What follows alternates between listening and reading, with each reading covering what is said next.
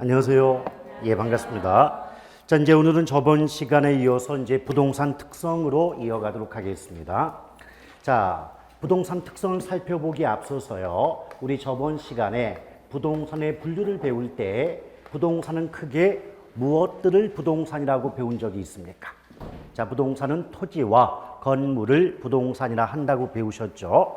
자, 그와 같이 마찬가지로 부동산이 토지와 건물로 나누어지기 때문에 부동산 특성 역시도 토지의 특성과 건물의 특성으로 구분해 볼 수가 있다는 거예요. 근데 우리가 저번 시간에 이미 말씀드린 것처럼 건물에 대한 그 문제는 거의 출제되지 않는다 했지요. 마찬가지예요. 따라서 부동산 특성 중에서도 건물의 특성은 거의 출제되지 않고 있다. 그러므로 학습의 비중은 토지 특성에 중점을 두실 필요가 있는 것이고, 토지 특성은 또다시 자연적 특성과 인문적 특성으로 나누어 볼 수가 있다는 거예요. 자, 부동산 특성은 크게 토지 특성과 건물 특성 구분하고, 이 중에 핵심은 토지 특성. 따라서 자연적 특성과 인문적 특성으로 나누어 볼 수가 있습니다.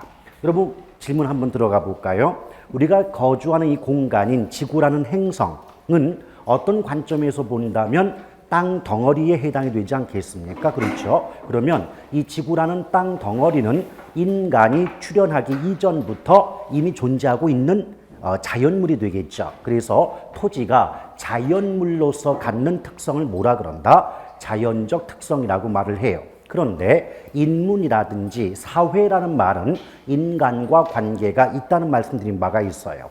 따라서 인문적 특성은 토지가 누구와의 관계 속에서, 인간과의 관계 속에서 나타나는 특성이다 라고 보시면 되거든요. 물론 인문적 특성도 출제는 되고 있습니다만은 출제 비중을 따져본다면 자연적 특성이 보다 많이 출제가 되고 있어요.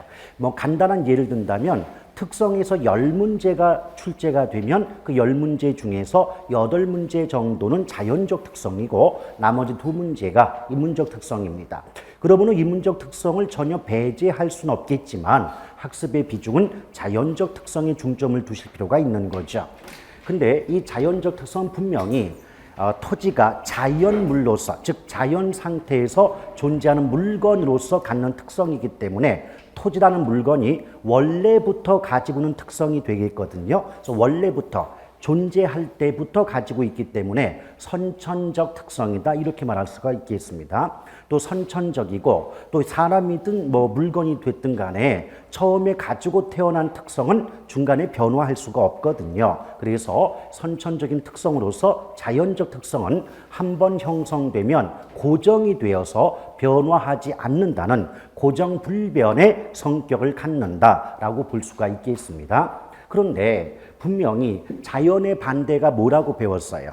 인문 또는 사회입니다. 그러니까 인문이나 사회란 말 나오면 자연의 반대말이다 라고 기억하시면 돼요. 근데 조금 전에 자연적 특성이 선천적이다, 또 고정적이고 불변적이다 그랬잖아요. 그럼 그것과 반대인 인문적 특성의 성격은 선천의 반대니까 후천적이다, 고정의 반대니까 유동적이다, 또 불변의 반대니까 가변적인 성격을 갖는다 이렇게 말씀을 드릴 수가 있는 거예요. 이렇게 설명을 드리고 있는 이유는 말이죠, 대부분의 수험생들께서 처음에 공부를 하실 때 자연적 특성은 이런 성격, 또 인문적 특성은 이런 성격을 갖는다라고 모두 외우는 경향이 있으신데 우리가 그 상대적 개념만 알고 있다면 암기할 수 있는 분량이 절반은 줄어든다는 거예요. 왜? 자연의 반대가 인문이야. 그럼 자연적 특성의 성격은 선천적이면 반대로 인문은 후천적이고, 고정의 반대니까 유동적이고, 또 불변의 반대니까 가변적인 성격을 가질 수밖에 없지 않겠습니까? 그렇죠? 그래서 항상 외울 때 외우더라도 어떤 개념하고 요 체계를 잡고 가시면 암기량이 그만큼 줄어들 수밖에 없겠죠. 자, 이때 자연적 특성은 크게 5가지 정도로 나눠볼 수가 있는데요. 요건 이제 종류이기 때문에 앞 글자를 따도 큰 관계는 없습니다. 그래서 부부, 영계인 요 5가지가 바로 부동산의 자연적 특성이다 라고 보시면 되죠. 자, 부부 영계인이란 말을 해석해 본다면 부부는 영원히 남이다 뭐 이런 의미가 되지 않겠습니까? 그래서 뭐 님이라는 글자에 점 하나만 찍으면 남이 되겠죠. 자, 이럴 때 첫 번째 부는요 부동성이고요. 두 번째는 부증성, 자, 영속성, 개별성, 인접성이라는 5가지 자연적 특성을 가지고 있더라는 거예요. 근데 내용 설명에 앞서서 우리 개론을 이제 공부하시다 보면 그 용어에서 부나 비라는 글자가 들어가는 경우가 상당히 많습니다. 그래서 이제 부나 비자가 많이 들어가는데요. 이때 부는 아니 불자고요. 비는 아닐 비에 해당이 돼요. 자, 그럼 우리가 부, 비 이런 글자가 나오면 이건 긍정적일까요? 부정적일까요? 아니다라는 거죠. 그래서 이 부나 비자가 들어갈 때는 해석 방법이 2가지예요. 첫째는 무엇이 아니다라고 해석하시거나 뭐뭐 할 수 없다 이렇게 해석을 하시면 되겠습니다. 그래서 부비라고 하는 건 상당히 안 좋은 표현 되겠죠. 그래서 이 부비는 좀 안 좋다라고 보시면 돼요. 자, 그럴 때 첫 번째 이제 부동성인데 요걸 그대로 해석해 보면 아니 불자 움직일 동이에요. 그럼 단어 뜻 그대로 해석해 볼까요? 움직일 수 없다, 이동할 수 없다. 이 특성을 뭐라 그래요? 부동성이다 이렇게 봐요. 그래서 토지는요, 그 위치가 고정되어 있기 때문에 이동할 수 없다 또는 움직일 수 없다는 특성을 부동성이라고 말하거든요. 근데 이와 똑같은 단어들이 많은데 일부러 외우려 하지 마시고 그 용어의 의미만 정확히 알고 넘어가시면 같은 말을 굳이 외울 필요 없어요. 예컨대 이 부동성을 다른 말로 비이동성 이렇게 말하는 경우가 있거든요. 근데 어차피 부동의 의미가 이동할 수 없다는 뜻 아니겠습니까? 그러면 아닐 비 움직일 동에서 비이동성 같은 말이 되잖아요. 그걸 왜 또다시 외우려 하십니까? 그럴 필요가 없잖아요. 또 그 다음에 왜 움직일 수 없느냐 생각을 해보세요. 토지의 위치는 이동이 돼요? 고정돼 있어요? 고정돼 있죠. 그래서 토지의 위치가 고정돼 있으니까 움직일 수가 없지 않느냐. 이런 관점에서 위치의 고정성 이런 말을 쓰기도 한다는 거죠. 그래서 뭐 그런 같은 말을 많이 외워두는 게 나쁜 건 아닌데요. 어차피 말뜻만 정확히 알면 뜻만 통하면 어떤 표현도 사용할 수가 있지 않겠습니까? 그것을 굳이 외우려고 노력할 필요까지는 없지 않느냐. 즉 문장 단어의 의미만 해석할 수 있다면 암기량이 줄어든다라는 점 항상 유념하시길 바라요. 근데 이 부동성과 관련해서 나타나는 파생 현상은 13가지가 넘어요. 13가지가 넘는데 그것도 처음부터 다 외우려고 달려들면 이게 걷잡을 수가 없는 거죠. 그래서 오늘은 맛보기 몇 개만 한번 가지고 말씀드려 볼게요. 여러분 드디어 이제 각고의 노력 끝에 합격을 하셨다는 거죠. 그래서 이제 사무실을 열었다고 할 때 이제 고객이 찾아와서 땅을 좀 보여달라 그래요. 그럼 여러분들께서 그 고객을 사무실에 앉혀놓은 상태로 잠깐 기다려달라 하면서 그 땅을 삽으로 퍼옵니까? 그건 아니지요. 어떻게 해야 됩니까? 고객과 더불어 땅이 있는 곳까지 사람이 이동할 수밖에 없지 않겠습니까? 그러면 왜 고객과 더불어 땅이 있는 곳까지 움직일 수밖에 없을까요? 토지 자체가 이동할 수 없으니까. 그렇죠? 자, 만약 토지의 이동이 가능하다면 사무실까지 토지를 이동시키면 되는 건데 그것이 불가능하다 보니까 사람들 스스로가 땅이 있는 곳까지 이동을 해야 되겠죠. 이걸 우리는 임장 활동이 요구된다 그래요. 근데 임장이란 말은 이제 그 말을 해석해 보면 현장에 임한다는 뜻이거든요. 그럼 현장에 임한다는 건 토지가 있는 곳까지 현장까지 이동할 수밖에 없지 않느냐 이런 의미를 담고 있습니다. 아시겠죠? 근데 왜 현장까지 가야 돼요?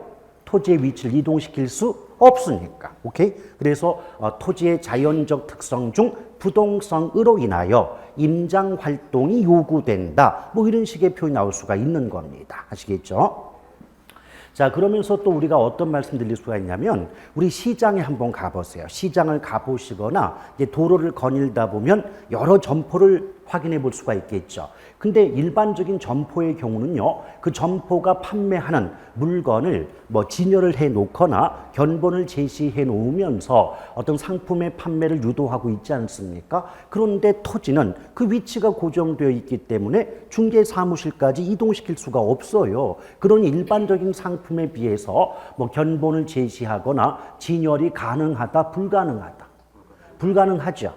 맞아요? 예. 그래서 이걸 가지고 문장을 만들면 토지의 자연적 특성 중 부동성 때문에 토지는 견본을 제시하거나 진열이 불가능한 상품이다. 이런 식의 표현이 나온다는 거예요. 오케이? 그러니까 어떻게 돼요? 전 시간에도 이미 계속 말씀드렸지만 문장을 만들면 그럴듯해 보이지만 사실 그 문장을 해석해 보면 너무나 상식적인 내용일 수밖에는 없다는 겁니다. 아시겠죠? 자, 그래서 이것 이외에도 여러 가지 특성이 있지만 요 정도만 가볍게 말씀드리고 넘어갈게요. 그 다음에 이제 부증성, 아니 불자 증가할 증이거든요. 이 말은 뭐냐면 토지의 양은 고정되어 있기 때문에 인간의 힘에 의해서 토지 양을 증가시킬 수 없다는 특성을 뭐라 그런다? 부증성 그래요. 근데 상식적으로 슈퍼맨도 지구를 늘릴 수는 없잖아요. 만약 토지 양이 증가한다 해버리면 그것은 어떤 의미가 된다? 지구를 늘려서 면적을 확장한다 이런 의미가 되는데 그건 사실상 불가능한 상황 아니겠습니까? 그렇죠? 그래서 근데 문제는 이렇게 말할 수 있지 않을까요? 만약 토지가요 일반적인 상품처럼 인간이 생산해 낼 수 있다면 토지의 양도 증가시킬 수가 있었겠죠. 오케이? 근데 생산이 불가능하니까 토지의 양을 늘릴 수 없다는 말이 나올 수 있지 않겠습니까? 오케이? 그래서 생산할 수 없다. 이런 관점에서 이 부증성을 다른 말로 비생산성이다. 이렇게 말하기도 하더라는 거예요. 오케이? 자, 그런데 이런 부증성 때문에 토지의 그 량이 늘어날 수 없다고 하는데 이렇게 토지의 뭐 존재량을 증가시킬 수 없다. 이렇게 나오면 누가 그 문제를 못 맞추겠어요. 근데 우리 개론은 앞에서 제가 전 시간에 말씀드렸지만 포장이 생명이라고 했죠. 아무것도 아닌 말도 어렵게 만들어가지고 뭔가 있어 보이게끔 하는 거, 이게 생명이에요. 그래서 어떻게 말하냐면 토지의 물리적 공급은 불가능하다 이렇게 말을 쓴다는 거죠. 그 물리적 공급이 뭐냐? 토지의 존재량이에요. 토지의 양 자체를 뭐라 그런다? 물리적 공급이다. 근데 토지는 생산 공급이 안 되니까 양을 증가시킬 수 없겠죠. 이걸 예쁘게 포장하면 물리적 공급은 불가능하다 이렇게 말할 수 있는 거예요. 오케이? 그런데 거기까지만 해도 그나마 괜찮은데 이게 한 걸음 더 나가면 이렇게 말합니다. 일단 말씀드리고 설명해 볼게요. 자, 토지의 자연적 특성 중 부증성으로 인하여 토지의 물리적 공급 곡선은 수직선이며 완전 비탄력적이다. 문장이 그렇게 나와요. 이게 무슨 말이냐? 근데 막상 내용을 이제 해석해 드리면 똑같은 말 반복한 겁니다. 자, 일단 여기 이제 공급 곡선을 한번 그려볼게요. 근데 항상 우리 개론에 나오는 그래프의 기본은요, 가격과 양이거든요. 근데 공급 곡선이니까 이때 양은 공급 양이 되지 않겠냐 그 말이에요. 근데 공급 곡선이 이렇게 수직선이래요. 공급 곡선이 수직선이다. 그러면 다른 건 보려 하지 마시고 요 수직선이 가격과 양 중에서 어디에 꽂혔는가만 한번 보실까요? 어디에 꽂혔어요? 가격에 꽂혔어요? 양에 꽂혔어요? 양에 꽂혔죠. 이 어떤 곡선이 수요든 공급이든 막론하고 곡선이 양에 꽂혔다는 건 양의 변화가 없다는 얘기입니다. 아시겠어요? 여기 꽂혔잖아요. 움직임이 없잖아요. 오케이? 그래서 수요든 공급이든 곡선 나오면서 수직선 이 말의 뜻은 양의 변화가 없다는 뜻이에요. 오케이? 근데 이제 잠깐 끊어보면 우리 조금 전에 부증성 때문에 양을 증가시킬 수 없다고 했잖아요. 그럼 양을 늘릴 수 없다는 건 전체적인 토지 양의 변화가 있는 거예요? 없는 거예요? 없는 거죠. 그럼 토지의 공급량이 불변이란 말이나 증가시킬 수 없다는 말이나 똑같은 말 한 거 아닌가요? 이해하시겠어요? 예.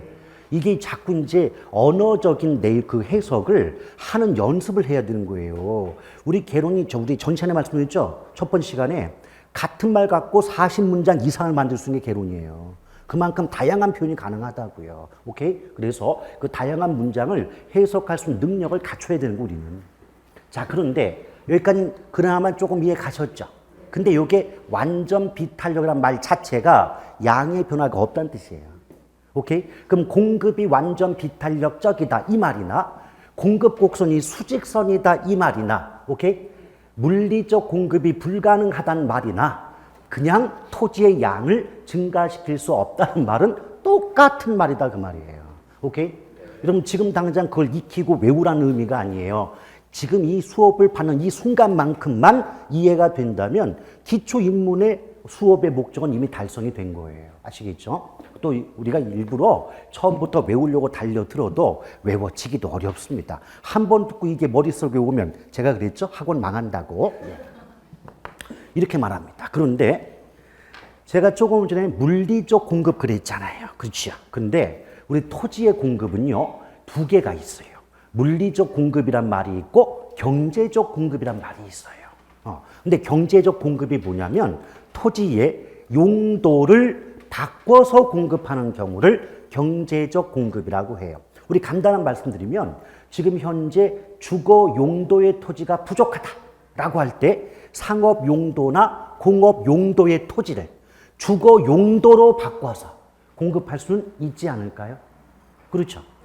자, 아니 주거 용도가 부족하대요. 그럼 상업 용도로 지정된 토지를 요거 상업용 말고 이제 주거 용도로 바꿀게. 그럼 주거 용도의 토지 자체는 공급이 되는 셈 아닙니까? 그렇죠. 근데 조심할 건 뭐냐면 그것은 용도를 바꿔서 공급한 것일 뿐이지 그렇다고 해서 토지의 양 자체가 늘어나는 건 아니잖아요. 이걸 구분할 줄 알아야 돼요. 오케이? 자, 그러면 분명히 부증성 때문에 양 자체는 늘릴 수가 없으니까 예쁘게 포장하면 물리적 공급은 불가능한 거 맞죠? 그런데 용도를 바꿔서 공급하는 건 가능한 거죠.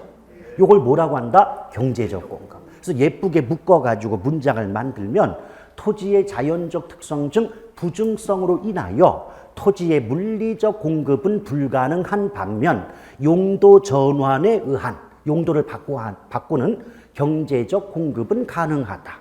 말 됩니까? 이해하시겠어요? 예, 그런 식의 표현이 나온다는 거죠. 자, 그런데 이맘쯤 이렇게 설명을 드리면 이제 한두 분이 이제 의문을 갖고 질문이 들어옵니다. 어떤 질문이 들어오시냐면, 아니 물론 원칙적으로는 그런 것 같은데 만약 강이나 바다를 메꿔서 육지를 늘리면 그런 부분은 토지 양이 증가하는 셈 아닙니까? 이런 질문이 또는 의문이 들 수밖에 없어요. 근데 그런 의문이 들었다는 건 나름대로 제 입장에선 괜찮은 의문인데요. 근데 우리 이렇게 한번 생각해 봐요. 여기 이제 강이 있어요. 강이 있는데 그럼 이제 강물이 있겠죠. 강물이 있고 강바닥이 있겠죠. 그러면 이 강에서 강물이 없다고 한번 생각해 보자는 거예요. 강물이 없다. 물이 없다. 그 물이 없으면 바닥이 나오겠죠. 그럼 이 강바닥은요. 땅이 아닌가요? 강바닥도 땅은 땅이지 않습니까? 여러분, 우리 그러면 좀 넓게 봐요. 지구가 있잖아요. 지구 곳곳에 호수가 있고 강이 있고 바다가 있잖아요. 그럼 호수나 강이나 바다에서 물만 없다고 보면 움푹 패인 땅의 연속 아니에요. 이해가시겠어요? 땅의 연속이라고. 다만 강바닥은 용도가 강바닥 용도로 이용됐을 뿐이고 바다 밑바닥은 바다 밑바닥 용도로 이용되고 있었던 땅이었잖아요.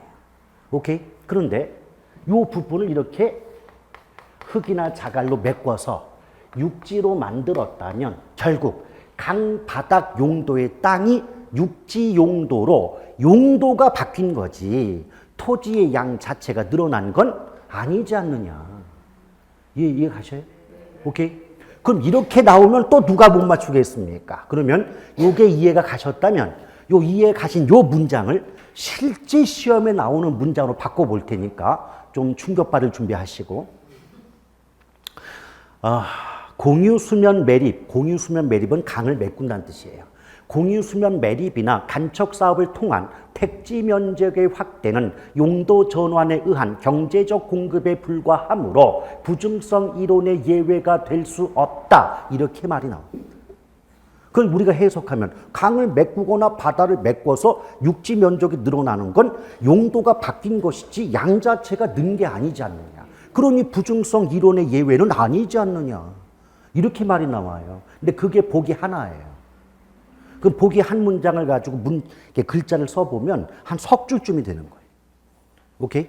그럼 문제 한 문제당 석 줄씩 보기 5개가 나오면 15줄인데 15줄을 1분 내에 읽어서 OX가 나와줘야만 우리가 시간 내에 문제를 푸는 거죠.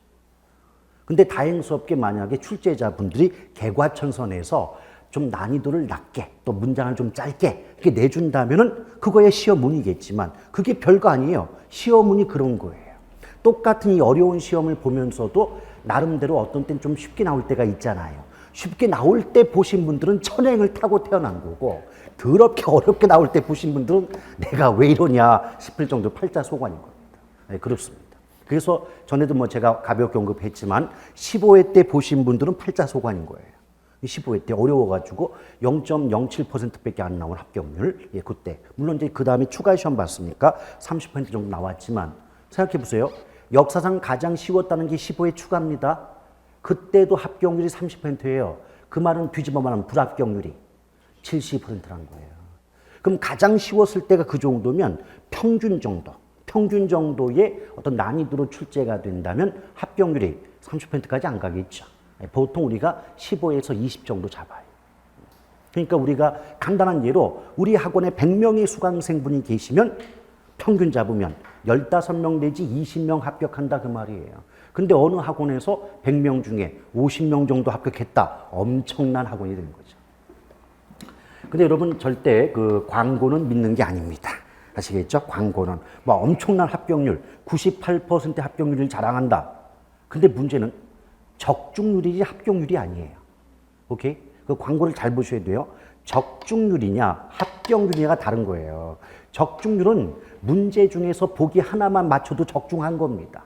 근데 실제로 보기 5개 중에 하나 맞췄다고 나머지 4개가 도사리고 있는데 합격과는 거리가 멀겠죠. 이런 광고에 현혹되시면 안 돼요. 그리고 우리 학원도 마찬가지. 우리 어느 학원이든 광고는 약간의 뻥이 존재합니다. 근데 그런 것들은 이제 직접 샘플 강의를 들어보시거나 입문 강의 들어보시면서 최종적으로 선택을 하시면 되는 거고. 아, 참, 이미 결제하셨어요? 아, 이미 결제하셨군요. 그럼 뭐 이제 다 잡은 곡인데. 뭐. 자, 농담인가 아시죠? 예.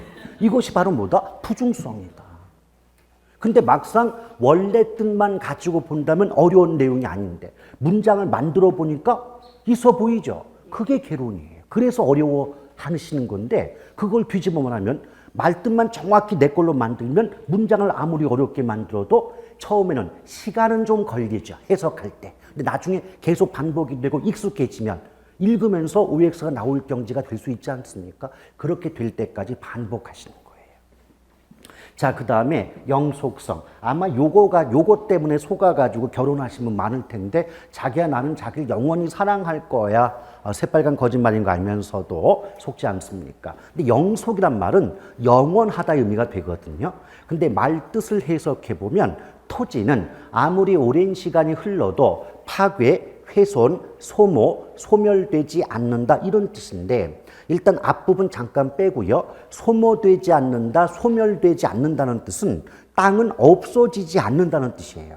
그러니까 우리가 극단적으로 말씀드리면 지구가요. 무슨 다른 그 우주 행성과 부딪혀 가지고 완전히 파괴되지 않는 이상 땅은 존재하는 거거든요. 오케이? 그래서 영원하다. 근데 파괴 훼손되지 않는다 그랬어요. 그럼 이제 같은 말만 먼저 해볼게요. 파괴가 되지 않는다. 여기에 중점을 두면 문장 표현이 어떻게 나오냐면 비파괴성이다. 이래요. 영속성을. 그 다음에 그 소멸되지 않는다 그랬잖아요. 여기에 중점을 두면 비소멸성이다. 소모되지 않으니까 단어 만들면 비소모성이다. 그걸 왜 외우냐 그 말이에요. 제 입장에서는. 어차피 영속성이 의미 속에 다 있는데 왜 같은 말을 비파괴다, 뭐 비소모다, 비소멸이다 이런 말 왜 외웁니까 도대체. 외울 건 따로 있어요. 예. 자, 그런데 이때 이제 파괴 훼손이 되지 않기 때문에 가치가 깎일까요 안 깎일까요? 이러면 생각해 봐요. 예컨대 유리창이 깨졌다. 그럼 깨지기 전의 유리창과 깨진 유리창은 값어치가 같아요? 다르지 않습니까? 그렇죠? 그래서 이때는 가치가 깎인다 그래요. 근데 가치가 깎인다는 말을 두 글자로 뭐라 그럴까요? 가치가 깎인다. 두 글자로. 감가된다. 자, 봐요. 우리 개론에 쓰는, 개론뿐 아니고 모든 과목이요. 한글로 쓰여져 있지만 대부분의 단어가 한문이잖아요. 한자는 뜻글자이기 때문에 하나씩 끊어서 해석하는 연습이 필요해요. 감가 그랬잖아요. 이 뜻이거든요. 가치가 줄어든다, 깎인다. 이걸 감가한다 그래요. 그럼 이제 응용해 볼게요. 가치가 깎이는 게 감가예요. 그럼 가치가 올라갈 때도 있잖아요. 그럼 뭐라 그럴까요? 예, 증가. 가치가 증가한다. 그런데 여러분 생각해 봐요. 우리 흔히 증감 그러죠. 증가 감소 그러잖아요. 그럼 감의 반대는 뭐예요? 증. 뒤에 글자는 똑같이 가치니까 가 붙이면 되는 거예요. 자, 증의 반대가 감. 그럼 증가의 반대는 감가일 뿐이에요. 아무것도 아닙니다. 너무 어렵게 생각하셔서 그런 거예요. 아시겠죠?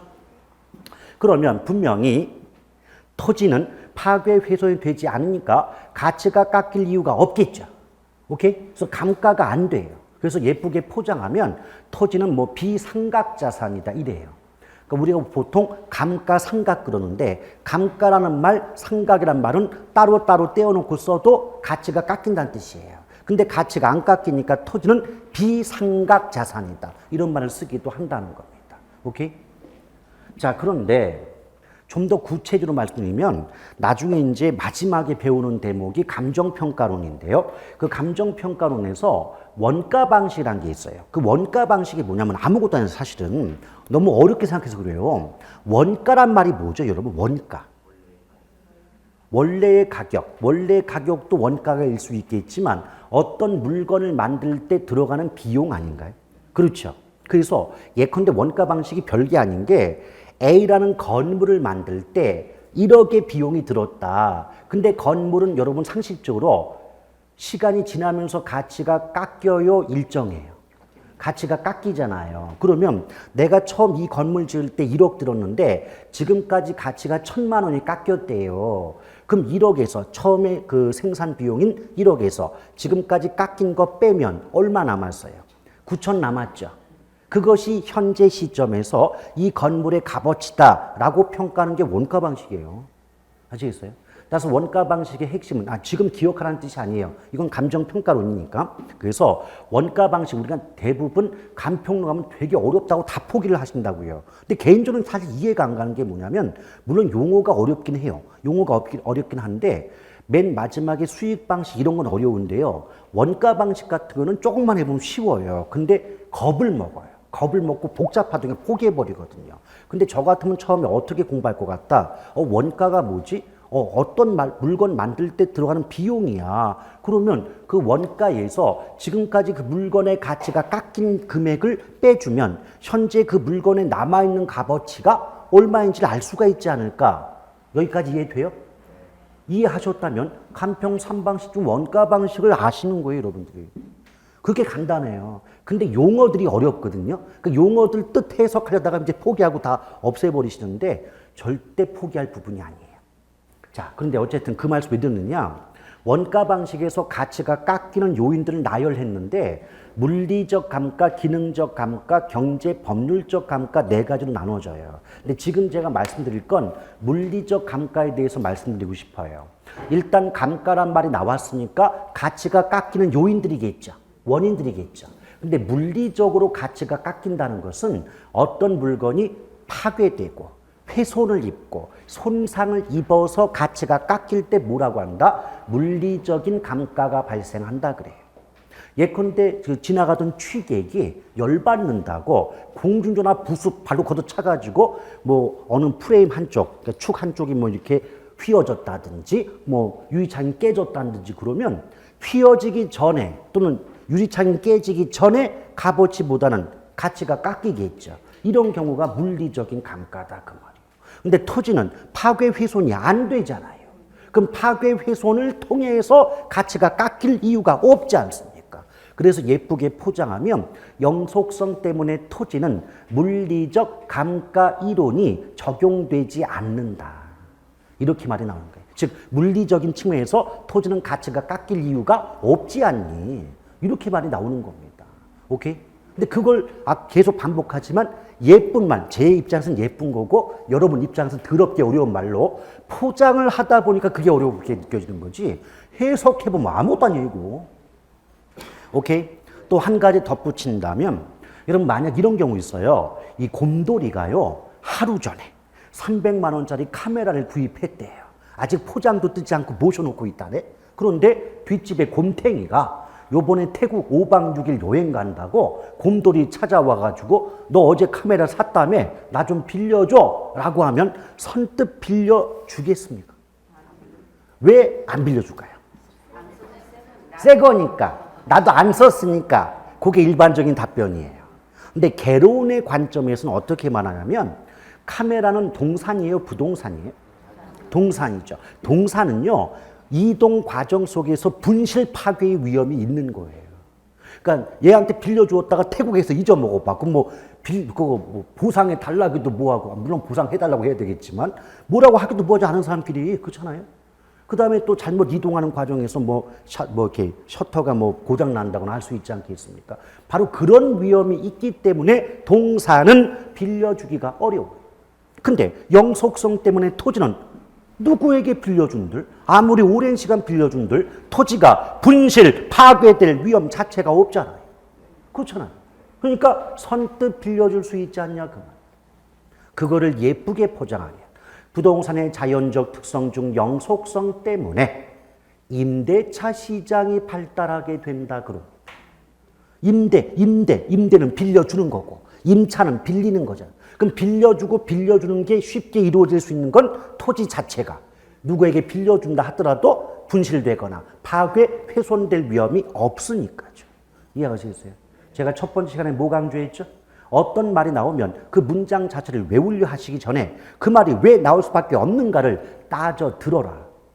물론 시간이 오래 걸리지만, 근데 그 시간은 넉넉하게 6개월이다. 6개월 동안 내 스스로 파악한 그 지식은 절대 까먹지 않습니다. 아시겠어요? 문장이 어떻게 나오든 간에. 그래서 우리는 자기주도 학습이 필요한 거예요. 자, 그 다음에 개별성이 있어요. 개별성. 근데 개별성은요, 요 앞뒤를 바꿔 한번 읽어봐요. 개별이란 단어를. 별개죠. 그럼 우리 생각해봐요. 예컨대 곰돌이와 곰순이가 대화를 나누면서 뭔가 의견이 안 맞더래요. 그래서 곰순이가 곰돌이한테 너와 나는 별개야 그랬대요. 그럼 너와 나는 별개야 이 말의 뜻은 너와 나는 같다 다르다. 그래요. 다르다는 뜻이에요. 개별성. 토지는 저마다 다르다는 뜻이라고. 그런데 어떤 면에서 다른가 보았더니 여러분 토지의 형태, 그러니까 같은 사각형 토지 존재할 수 있죠. 또 같은 100평짜리 땅도 존재할 수 있죠. 이걸 예쁘게 포장하면 형태나 면적의 관점에서는 동일한 또는 동질적인 토지가 존재할 수 있다 이렇게 말해요. 그런데 아무리 그렇다 할지라도 위치까지 동일한 주택은 토지는 존재할 수 있나요? 같은 북쪽이라도 오른쪽 왼쪽의 위치가 다를 거 아닙니까? 오케이? 자, 봐봐요. 형태 면적은 같을 수 있지만 위치까지 같을 수는 없는 거죠. 이때 제가 위치, 형태, 면적을 말씀드렸는데 이런 걸 묶어서 물리적 측면 그래요. 위치, 형태, 면적 등을 묶어서 뭐라 그런다? 물리적 측면 또는 물리적 관점, 물리적 개념 이런 말을 쓰더란 얘기예요. 오케이? 자, 그러면 여러분이 방금 전에 이해하셨으니까 제가 문장을 가볍게 한번 만들어 볼게요. 토지의 자연적 특성 중 개별성 때문에 토지의 물리적 관점에서 완벽히 동질적인 토지란 존재할 수 없다. 맞습니까? 맞지요? 형태, 면적은 같을 수 있지만 위치까지 같을 수는 없으니까 완벽히 똑같은 지금 제가 주택 그랬어요? 토지 그랬죠? 똑같은 토지는 존재할 수 없다. 이게 개별성이에요. 그럼 토지마다 같다, 다르다. 그럼 동질품이다, 이질품이다. 자, 여기까지 일단 이해 가셨습니까? 자, 그러면 잠깐 다른 말씀 좀 드려볼게요. 나중에 이제 요 총론 끝나면 경제론 들어가고 경제론 끝나면 시장론이 나와요. 근데 시장론에서 가장 먼저 배우는 대목이 뭐냐면 시장을 구분할 때 일반 경제학에서는 완전 경쟁 시장과 불완전 경쟁 시장이 나뉘어집니다. 근데 이것도 명칭을 잘 보세요. 완전의 반대니까 뭐다? 불완전이다 이렇게 많이 나오는 게. 오케이? 그런데 완전 경쟁 시장에서는 성립 조건 중에 하나가 동질품이 거래되는 거예요. 동질품. 그러니까 제품의 품질이 같다는 거죠. 그럼 동질품이 거래가 되면 이 동질적인 제품에는 하나의 가격만이 성립한다는 법칙을 우리가 일물일가의 법칙이라고 말을 하거든요. 근데 일물, 요게 원래 그대로 해석하면 일물 하나의 물건에는 일가 하나의 가격만이 성립한다는 게 일물일가의 법칙인데요. 그렇게 해석했다면 잘못하면 큰일 나요. 왜냐하면 원래 좀 더 깊게 들어가면 동질품의 경우, 그러니까 동질적인 하나의 물건에는 동일한 하나의 가격만이 성립한다는 게 일물일가의 법칙입니다. 근데 지금 말뜻은 지금 뭐 기억하지 못해도 되고요. 일단 요 법칙이 성립하려면 전제가 동질품이어야 돼. 같은 물건일 때 가능합니다. 그리고 이게 되면은 이 시장은 완전 경쟁 시장이 된다. 이 구조거든요. 오케이? 근데 이제 따져봅니다. 우리 조금 전에 개별성 때문에 토지는 토지마다 같다 다르다. 그럼 동질품, 이질품. 이질품. 이게 다를 이자니까. 그렇죠? 그럼 이질품이 거래되면 일물일가 법칙이 성립이 될까요? 안 될까요? 안 돼. 안 돼. 그럼 이 시장은 완전 불안정. 자, 일단 요 구조 자체가 그렇게 어렵다고 느껴지진 않지요. 오케이? 자, 그러면 요 구조를 가지고 제가 개별성 연결시켜서 문장을 한번 만들어 볼 테니까 한번 차분하게 들어보시죠. 부동산의 개별성 때문에 토지는 이질품으로서 일물일가 법칙이 성립하지 않음에 따라 부동산 시장은 불완전 시장화된다. 맞습니까? 개별성 때문에 이질품이다. 그래서 이 법칙 성립이 되지 않는다. 그래서 부동산 시장은 이렇다. 이해가요? 그러니까 별것도 아닌 문장들이라고. 그러니까 여러분이 개념만 정확히 잡잖아요. 개론의 그 어렵다고 느끼는 표현들이 나중에는 뭐 당연한 말을 갖다가 좀 약간 표현만 바꿨네. 이런 느낌 나중엔 들어요. 근데 처음부터 그걸 다 알아듣기는 부족하기 때문이죠. 일단 기억은 요 바깥에 나가시면 기억을 상실하시겠지만 이 수업 시간만큼은 아 그런 문장 나올 수 있겠다. 이해 갑니까? 그러면 된 거예요. 그러면. 근데 그런 상황이 6월이나 7월 달까지 반복되면 안 됩니다. 그러니까 6월, 7월쯤 되면은 나가서도 기억이 나셔야 돼요. 집에 가셔도 기억 안 나시면 안 되죠. 이 개별성. 그리고요, 인접성이 나오는데, 인접성. 여러분, 요것도 말뜻부터 한번 시작해 볼까요? 우리가 현실적으로 뭔가 인접해 있다, 또는 인접하다 그러면 뜻이 뭐예요? 뭔가 가깝다, 가까이 위치해 있다. 이런 의미가 되겠죠? 그러니까 여러분, 상식적으로요, 사람이든 짐승이든 물건이든 간에 가까운 것끼리는 영향을 주고받을 수밖에 없어요. 그 단적인 예가 왜 우리 학교 다닐 때 보면은 꼭 이제 그 반에서 한두 명은 좀 말썽꾸러기 있잖아요. 그러면 담임 선생님이 꼭 뭐라 그러세요? 내일부터 내일까지 부모님 모시고 와 그러지 않습니까? 그럼 어머님들이 오시면 안 봐도 비디오에 교무실에서 나오는 풍경이 어떤 말씀하십니까? 내 새끼는 원래 그런 새끼가 아니래. 근데 친구를 잘못 사귀어서 이렇게 됐다. 그렇게 말씀하시지 내 새끼 원래 그런 놈이 하는 사람 아무도 없습니다. 근데 이 말 속에 어떤 의미가 담겨 있죠? 친구의 영향을 받았다. 가까운 것끼리 영향을 받았다는 의미가 되지 않습니까? 토지도 마찬가지예요. 토지도 이웃한 토지를 세 글자로 줄이면 인접지 그래요. 인접한 토지니까. 근데 인접지를 다시 두 글자로 줄이면 인지가 돼요. 인지. 왜냐하면 이때 인이 뭐냐면 한자로 이웃린이거든요. 한자로 이웃린. 여러분 혹시 기억나시나 모르겠어요. 중학교나 고등학교 그 국사 시간 때 선생님께서 조선시대 때 일본과는 설린 외교 정책을 펼쳤다. 이런 말씀을 했던 거 기억나십니까? 그때 설린, 이때 선은 착할선, 그 글자는 착할선인데 해석할 때는 이웃과 친하다는 뜻이에요. 이웃과 친하다. 그래서 뭐다? 이웃린인데 부음법칙상 리을을 못 써요. 초성에. 그래서 뭐가 된다? 인이 되는 거예요. 그래서 인지 자체가 뭐다? 이웃한 토지, 가까이 위치한 토지다 그 말이에요. 그러면 앞서 언급한 것처럼 사람도 그럴진데 토지도 마찬가지라는 거죠. 그럼 단적인 예로 여기 A 땅, B 땅이 있는데 이웃한 토지, 줄이면 인지 간에 서로 영향을 주고받는 관계에 있겠죠.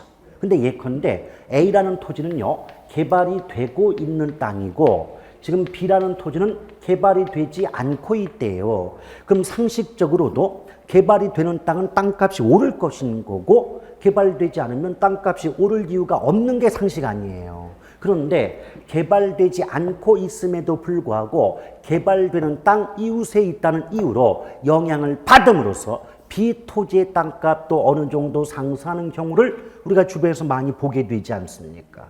그것은 바로 개발되고 있는 이웃한 토지, A 토지에 영향을 받은 셈 아닌가요? 그렇죠. 근데 이 경우는 땅값이 올라갔으니까 좋은 영향을 받았어요? 안 좋은 영향을 받았어요? 좋은 영향을 받았어요? 이런 경우를 정의 외부 효과가 발생한다 그래요. 정의 외부 효과. 자, 일단 따져볼게요. 일단 정자 없다고 봐요.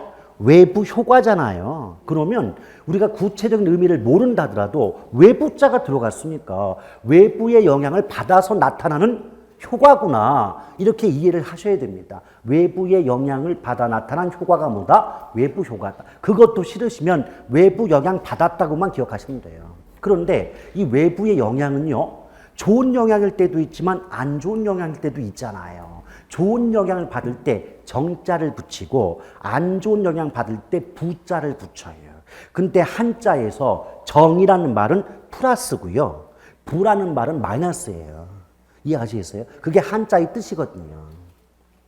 그러니까 좋은 영향 받았으니까 나한테 뭔가 보탬이 됐죠. 그래서 플러스, 정. 근데 나쁜 영향 받으면 나한테 뭔가 마이너스 요인으로 작용하니까 부의 외부 효과다. 이렇게 말해요. 그럼 이와 같은 경우는 정의 외부다, 부의 외부다. 정의 외부예요. 근데 정의 외부 효과를 받았다는 건 결국은 이웃한 토지의 영향을 받았다는 얘기 아니냐고. 왜? 가까이 위치한 것끼리는 영향을 주고받는 특성이 있다. 무슨 성 때문에? 인접성 때문에. 오케이?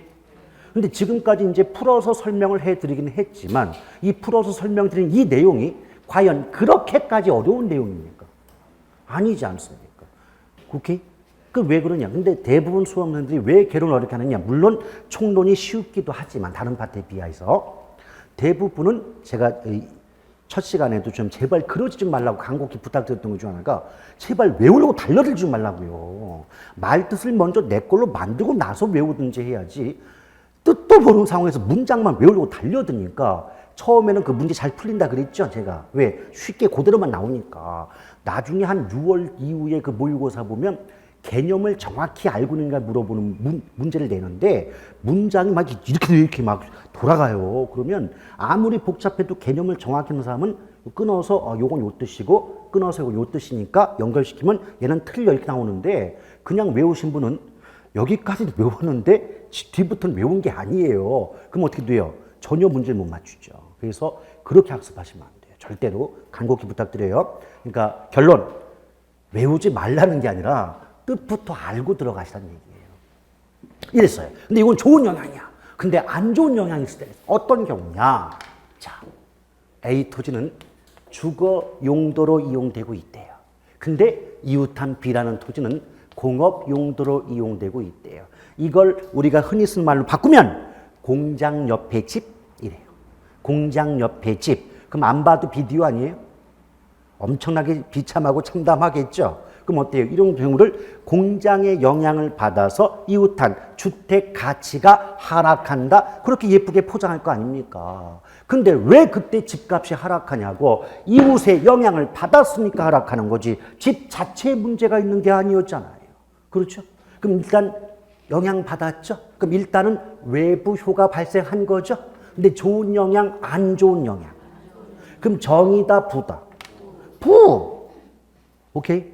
그럼 이걸 가지고 이제 묶어가지고 이쁘게 포장하면, 이웃한 토지 간의 영향을 주고받는 특성인 인접성으로 인하여 정의 외부 효과 및 부의 외부 효과 발생의 근거로 작용한다. 또는 근거가 된다. 말할 수 있겠습니까?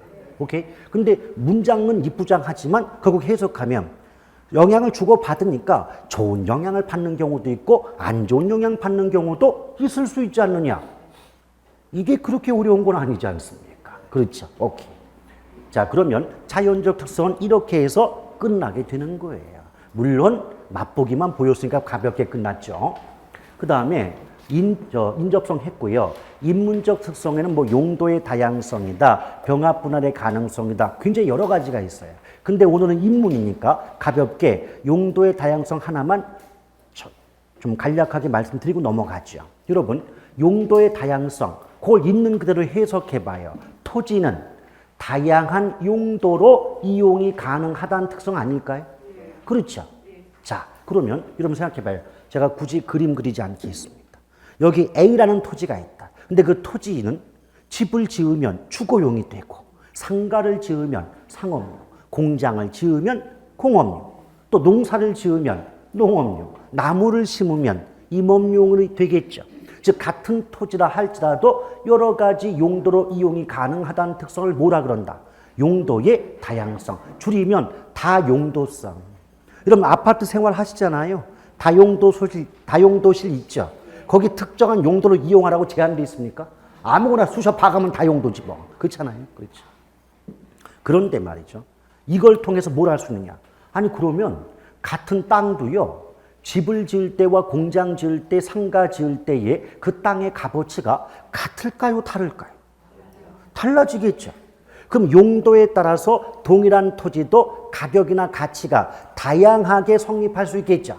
이걸 가격 다원설 그러거든요. 가격 다원설. 그 말은 뭐다? 가격 또는 가치 다원설. 다원이 뭐다? 다양하다. 뭐에 따라서? 용도에 따라서. 그럼 이런 말 가능해요? 토지의 인문적 특성 중 용도의 다양성은 가격 다원설의 근거가 된다. 용도에 따라서 가격이 다양하게 형성되니까 가격이 다양하게 형성된다는 주장에 근거가 되는 특성이 용도의 다양성 아니니 이 말 맞아요? 틀려요? 맞잖아요. 오케이? 그 정도 하고 인문적 특성 마무리 짓고요. 잠깐 쉬었다가 경제론 들어갈게요.